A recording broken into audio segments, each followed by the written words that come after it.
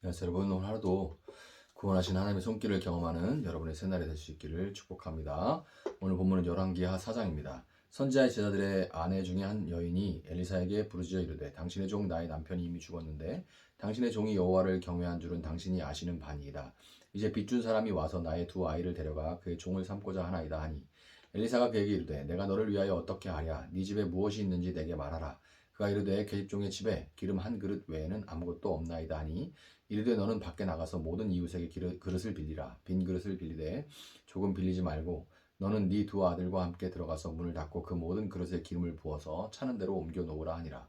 여인이 물러가서 그의 두 아들과 함께 문을 닫은 후에 그들은 그릇을 그에게로 가져오고 그는 부었더니 그릇에 다 찬지라. 여인이 아들에게 이르되 또 그릇을 내게로 가져오라 하니 아들이 이르되 다른 그릇이 없나이다 하니 기름이 곧 그쳤더라. 그 여인이 하나님의 사람에게 나아가서 말하니 그가 이르되 너는 가서 기름을 팔아 빚을 갚고 남은 것으로 너와 네 두 아들이 생활하라 하였더라. 하루는 엘리사가 수넴에 이르렀더니 거기에 한 귀한 여인이 그를 간권하여 음식을 먹게 하였으므로 엘리사가 그곳을 지날 때마다 음식을 먹으러 그리로 들어갔더라. 여인이 그의 남편에게 이르되 항상 우리를 지나가는 이 사람은 하나님의 거룩한 사람인 줄을 내가 아노니 청하건대 우리가 그를 위하여 작은 방을 담 위에 만들고 침상과 책상과 의자와 촛대를 두사이다. 그가 우리에게 이르면 거기에 머물리이다 했더라. 하루는 엘리사가 거기에 이르러 그 방에 들어가 누웠더니 자기 사한 게하시에게 이르되 이 수넴 여인을 불러오라 하니 곧 여인을 부르매 여인이 그 앞에 선지라. 엘리사가 자기 사환에게 이르되 너는 그에게 이르라 네가 이같이 우리를 위하여 세심한 배려를 하는도다. 내가 너를 위하여 무엇을 하랴 왕에게나 사령관에게 무슨 구할 것이 있느냐 하니 여인이 이르되 나는 내 백성 중에 거주하나이다 하니라. 엘리사가 이르되 그러면 그를 위하여 무엇을 하여야 할까 하니 게하시가 대답하되 참으로 이 여인은 아들이 없고 그 남편은 늙었나이다 하니 이르되 다시 부르라 하여 부르매 여인이 문에 서니라. 엘리사가 이르되 한 해가 지나 이때쯤에 네가 아들을 안으리라 하니 여인이 이르되 아니로소이다. 내 주 하나님의 사람이여 당신의 계집종을 속이지 마옵소서 하니라. 여인이 과연 잉태하여 한 해가 지나 이때쯤에 엘리사가 여인에게 말한 대로 아들을 낳았더라. 그 아이가 자라매 하루는 추수꾼들에게 나가서 그의 아버지에게 이르렀더니 그의 아버지에게 이르되 내 머리야 내 머리야 하는지라. 그의 아버지가 사원에게 말하여 그의 어머니에게로 데려가라 하매 곧 어머니에게로 데려갔더니 낮까지 어머니의 무릎에 앉아 있다가 죽은지라. 그의 어머니가 올라가서 아들을 하나님의 사람의 침상 위에 두고 문을 닫고 나와 그 남편을 불러 이르되 청하건대 사원 한 명과 나귀 한 마리를 내게로 보냈어. 내가 하나님의 사람에게 달려갔다가 돌아오리이다 하니 그 남편이 이르되 초하루도 아니고 안식일도 아니거늘 그대가 오늘 어찌하여 그에게 나아가고자 하느냐 하는지라. 여인이 이르되 평안을 비나이다 하니라. 이에 나귀의 안장을 지우고 자기 사환에게 이르고 몰고 가라. 내가 말하지 아니하거든 나를 위하여 달려가기를 멈추지 말라 하고 드디어 갈멜산으로 가서 하나님의 사람에게로 나아가니라. 하나님의 사람이 멀리서 그를 보고 자기 사환 게하시에게 이르되 저기 수넴 여인이 이도다. 너는 달려가서 그를 맞아 이르기를 너는 평안하냐 네 남편이 평안하냐 아이가 평안하냐 하라 했더니 여인이 대답하되 평안하다 하고 산에 이르러 하나님의 사람에게 나아가서 그 발을 아는지라. 게하시가 가까이 와서 그를 물리치고자 하매 하나님의 사람이 이르되 가만두라. 그의 영혼이 괴로워하지만은 여호와께서 내게 숨기시고 이르지 아니하셨도다 하니라. 여인이 이르되 내가 내 주께 아들을 구하더이까 나를 속이지 말라고 내가 말하지 아니하더이까 하니 엘리사가 게하시에게 이르되 네 허리를 묶고 내 지팡이를 손에 들고 가라. 사람을 만나거든 인사하지 말며 사람이 내게 인사할지라도 대답하지 말고 내 지팡이를 그 아이의 얼굴에 놓으라 하는지라. 아이의 어머니가 이르되 여호와께서 살아계심과 당신의 영혼이 살아계심을 두고 맹세하노니 내가 당신을 떠나지 아니하리이다. 엘리사가 이에 일어나 여인을 따라가니라. 게하시가 그들보다 앞서가서 지팡이를 그 아이의 얼굴에 놓았으나 소리도 없고 듣지도 아니하는지라. 돌아와서 엘리사를 맞아 그에게 말하여 아이가 깨지 아니하였나이다 하니라. 엘리사가 집에 들어가 보니 아이가 죽었는데 자기의 침상에 눕혔는지라. 들어가서는 문을 닫으니 두 사람뿐이라. 엘리사가 여호와께 기도하고 아이 위에 올라 엎드려 자기 입을 그의 입에 자기 눈을 그의 눈에 자기 손을 그의 손에 대고 그의 몸에 엎드리니 아이의 살이 차차 따뜻하더라. 엘리사가 내려서 집안에서 한번 이리저리 다니고 다시 아이 위에 올라 엎드리니 아이가 7번 재채기 하고 눈을 뜨는지라. 엘리사가 게하시를 불러 저 수넴 여인을 불러오라 하니 곧 부르매 여인이 들어가니 엘리사가 이르되 네 아들을 데리고 가라 하니라. 여인이 들어가서 엘리사의 발 앞에서 땅에 엎드려 절하고 아들을 안고 나가니라. 엘리사가 다시 길갈에 이르니 그 땅에 흉년이 들었는데 선지자의 제자들이 엘리사의 앞에 앉은지라. 엘리사가 자기 사원에게 이르되 큰 솥을 걸고 선지자의 제자들을 위하여 국을 끓이라 하매 한 사람이 채소를 캐러 들에 나가 들 포도 덩굴을 만나 그것에서 들 호박을 따서 옷자락에 채워 가지고 돌아와 썰어 국 끓이는 솥에 넣되 그들은 그거 무엇인지 알지 못한지라. 이에 퍼다가 무리에게 주어 먹게 하였더니 무리가 국을 먹다가 그들이 외쳐 이르되 하나님의 사람이여 솥에 죽음의 독이 있나이다 하고 능히 먹지 못하는지라. 엘리사가 이르되 그러면 가루를 가져오라 하여 솥에 던지고 이르되 퍼다가 무리에게 주어 먹게 하라 하매 이에 솥 가운데 독이 없어지니라. 한 사람이 바알 살리사에서부터 와서 처음 만든 떡 곧 보리떡 20개와 또 자루에 담은 채소를 하나님의 사람에게 드린지라. 그가 이르되 무리에게 주어 먹게 하라. 그 사환이 이르되 내가 어찌 이것을 100명에게 주겠나이까 하나 엘리사는 또 이르되 무리에게 주어 먹게 하라. 여호와의 말씀이 그들이 먹고 남으리라 하셨느니라. 그가 그들 앞에 주었더니 여호와께서 말씀하신 대로 먹고 남았더라. 아멘. 자, 북이스라엘이 남유다로부터 갈라진 이후에 북이스라엘은 단과 베델에 금송아지를 세우고 제단을 쌓아서 그곳에서 제사하게 만든 그 여로보암의 길을 따라 갈수록 하나님으로부터 멀어져만 갔습니다. 레위인이 아닌 왕에게 줄을 선 일반인들을 제사장으로 세운 채 절기마저 임의로 제정하면서 제사의 대상뿐만 아니라 그 형식조차 완전히 이제 변질돼 버렸기 때문에 여호와 하나님을 믿는 신앙을 가진 사람들은 그 신앙을 지키기가 참으로 어려울 수밖에 없는 그런 상황이었어요. 모두가 돈의 신, 성공의 신, 웰빙의 신, 이 워라벨의 신을 따라갈 때 그곳에서 하나님을 믿는 믿음을 지키고 신앙생활을 지속하기는 참 어렵습니다. 특별히 교회라고 불리는 곳마저 그리고 그곳에서 레위인의 역할을 감당하는 목회자들마저 세상의 정신을 따라서 자기 개발과 치유만을 강조하면서 하나님 말씀 가지고 그런 내용만 계속 전하게 되는 거죠. 자기 개발과 치유 이런 것들을 강조하면서 하나님이 아니라 하나님이 복 주셔서 잘 되는 이 나 자신을 숭배하게끔 변질되어 간다면 이 목회자들조차 그렇게 변질되어 간다면 그 어려움은 더욱 가중될 수밖에 없는 것과 마찬가지죠.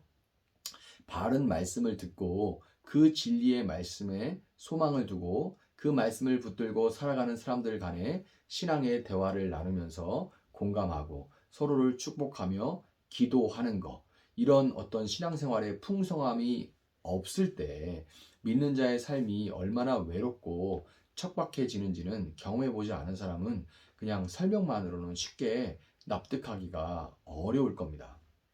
북이스라엘에 남아있던 하나님의 사람들은 그래도 이 신앙을 지키기 위해서 곳곳에 하나님이 심어두신 혼자서는 안 되니까 그리고 혼자서 설 수 없는 것이 원래 신앙이에요. 하나님이 삼위일체 하나님이시기 때문에 신앙은 함께 이 사회, 공동체를 이루어서 갈 수밖에 없어요. 그래서 곳곳에 흩어져 있는 이 북이스라엘의 신앙을 지키고자 하는 그 사람들은 하나님이 곳곳에 심어두신 선지자들, 길갈, 여리고 더 나가서 이 황금 송아지가 서 있던 베델에까지 변질되지 않고 오직 하나님 말씀을 그대로 전파하기 위해서 목숨을 걸었던 그 선지자들을 찾아서 그들로부터 말씀을 공급받아 가면서 살아가야만 했습니다. 참 처절하게 신앙생활을 했던 거죠. 그리고 그곳에 하나님의 백성이 남아있는 한 하나님은 아무리 그곳이 척박하고 어두워도 결코 그들을 홀로 남겨두지 않으셨습니다. 그들을 포기하지도 않으시고 여전히 그들에게 구원을 베푸십니다. 하나님이 베푸시는 이 구원이라는 것은 비단 죽어서 천국에 간다는 차원에만 머무는 것이 아니라 그들의 이 실생활에 개입하심으로써 그들로 하여금 외롭고 고단한 길을 끝까지 걸어갈 수 있는 참된 위로와 새 힘을 공급해 주는 것이 바로 하나님의 구원하심이었어요. 먼저 이런 것들을 볼 수 있는 것이 먼저 선지 생도 중 한 사람이 아내와 두 자녀를 남겨두고 먼저 세상을 떠난 일이 있었습니다. 남겨진 이 선지 생도의 가정은 당연히 극심한 생활고에 시달려야만 했고 어쩔 수 없어서 사채라도 끌어다가 썼는지 돈을 갚지 못하니까 깡패들이 몰려와서 행패를 부리고 집안 김을 다 때려부시고 두 자녀를 노예로 팔아버리겠다까지 하는 그런 상황에 이르게 됐습니다. 하나님은 이런 상황에 내가 너와 함께 있겠다라고 말씀만 하시는 것이 아니라 선지자 엘리사를 통해서 실제적으로 그 가정을 생활고에서 구원해 내셨습니다. 그런데 하나님이 사용하신 방법은 엘리사의 말에 이 선지생도의 아내가 믿음으로 반응했을 때, 엘리사의 말에, 하나님 말씀에 선지생도의 아내가 믿음으로 반응했을 때 이루어진 것을 우리가 볼 수 있죠. 또 하나님의 구원은 생활고의 해결로만 나타났던 것은 아닙니다. 이사갈 지파의 땅에 속한 수넴 마을의 한 부부가 자신들의 이 여호와 신앙에 따라 선지자 엘리사를 지극히 극진히 섬겼습니다. 그 부부에게는 추수꾼들과 함께 사환까지 있었던 것으로 볼 때 경제적으로는 여유가 있었던 부부로 보여요. 아까 이 선지생도의 부인과 두 자녀, 이 상황에서는 생활고가 큰 문제였다면, 그러나 이들은 이제 경제적으로는 여유가 있었던 것으로 보이지만 반대로 또 자녀가 없었어요. 문제 없는 집이 없죠. 자식이 없어서 나이가 들어감에도 남편은 신앙에 따라서 다른 여인을 통해서 첩을 얻고 이래가지고 자기 후사를 이으려고 하지 않았기 때문에, 신앙 때문에 그런 거죠. 이대로 자녀가 없다면 그 남편 가문의 계보는 거기서 끊어지는 것이었고, 부인은 아이를 낳지 못하다는, 당시에 그것이 큰 수치였죠. 아이를 낳지 못한다는 수치를 안고 살아가야만 하는 것이었습니다. 그런데 하나님은 엘리사를 통해 그 가정에 자녀를 허락하심으로써 대가 끊어지는 저주와 아이를 낳지 못하는 큰 수치로부터 그 가정을 구원하셨고, 아이를 품에 안는 기쁨을 허락해 주셨습니다. 그런데 몇 년 동안 별 탈 없이 잘 자라던 아이가 하루는 내 머리야, 내 머리야, 아이고 머리야, 아이고 머리야 이렇게 하다가 갑자기 엄마의 품속에서 죽고 말았습니다. 아예 자녀가 없는 것도 큰 슬픔이었겠지만, 있던 자녀를, 어렵게 얻은 이 자녀를 정말 잃어버린다는 것은 비할 데 없는 슬픔이죠. 그런데 하나님은 여인이 하나님의 사람을 통해서 하나님께서 그 아이를 살리실 것을 믿고 매달렸을 때 그 아이를 죽음 가운데 구원해 주셨습니다. 엘리사가 죽은 아이 위에 엎드려서 입에 눈, 눈에 눈, 손에 손을 댄 것은 부활을 소망하는 행위였던 것입니다. 이와 똑같은 일을 아브라함이 자기 아내가 죽었을 때 막벨라 굴에서 똑같이 행하죠. 한편 하나님은 흉년에 선지 생도들이 먹을 것이 없어서 독이 있는 식물을 넣고 국을 끓였다가 그 독에 중독되었을 때, 식중독이죠. 그 독에 중독되었을 때 엘리사를 통해 그들을 독으로부터 구원하시고 해독시켜 주셨을 뿐만 아니라 바알 살리사에서 온 사람이 엘리사를 섬기기 위해서 드렸던 음식을 통해서 100명의 선지 생도들이 먹을 수 있도록 그 음식이 이제 늘어난 거죠. 그래서 그것들로 100명의 선지 생도들이 먹을 수 있도록 하심으로써 그들을 흉년의 고통으로부터 구원해 내셨습니다.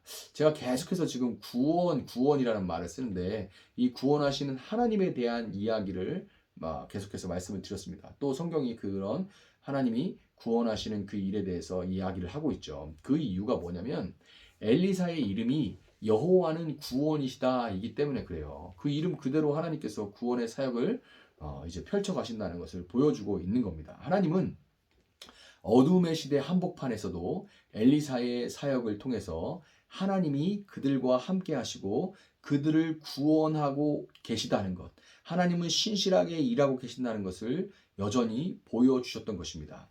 엘리사의 사역은 여러분 가만 보면 예수님 사역의 그림자였다는 것을 우리가 알 수가 있습니다. 예수님의 이름 여호수아 역시, 예수님이 이제 히브리어 이름은 여호수아입니다. 그리스어로는 예수아지만 이 여호수아라는 이름 혹은 호세아라는 이름 자체가 하나님은 구원이시다라는 그런 의미예요. 하나님은 구원이시다. 예수님의 이름 뜻도 하나님은 구원이시다라는 뜻인 거예요. 자, 그리고 예수님은 나인성의 과부의 아들을 살리시고 또 나사로를 살리시죠.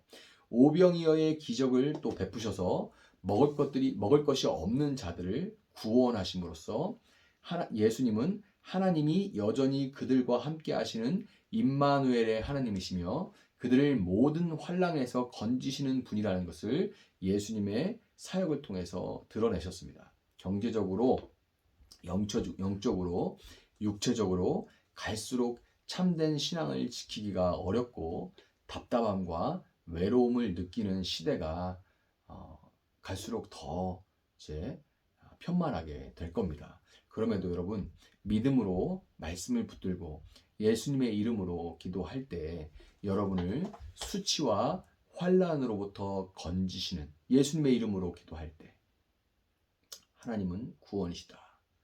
예수님의 이름으로 기도하는 것이 바로 이것이죠.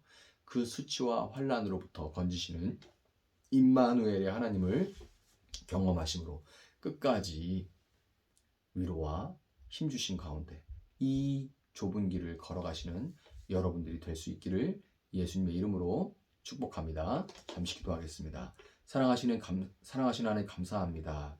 올 한 해도 우리가 세상에서 하는 흔히들 하는 꽃길만 걷자, 꽃길만 걸어라 하는 그런 축복을 할 수는 없는 그런 상황입니다. 여러 가지 경제적 어려움, 또 그 가운데서 많이 힘들어하는 사람들을 보며 나와 이웃들 가운데 어려움 가운데 우리에게 몰려오는 우울함과 불안함, 그래서 육체적이고 정신적이고 영적인 많은 위기들이 우리에게 닥쳐올 텐데 하나님, 그럼에도 불구하고 그 가운데서 그런 어두운 상황 가운데도 엘리사를 통해 보여주셨던 그 하나님의 함께 하심, 외롭고 답답한 상황을 견디고 계속해서 좁은 길을 걸어갈 수 있게 하시는 하나님의 구원의 손길을 우리가 경험하게 하시고, 그 손길을 하나님 여전히 우리에게 허락해 주신 이것이 너무나 얼마나 큰 축복인지 다 고백할 수 없는 이 사랑하는 지체들과 함께 나누며 우리가 이 길을 끝까지 걸어갈 수 있도록 하나님 함께하여 주시옵소서. 감사하며 예수님의 이름으로 기도합니다. 아멘. 오늘 주신 말씀 붙들고 계속해서 기도합니다.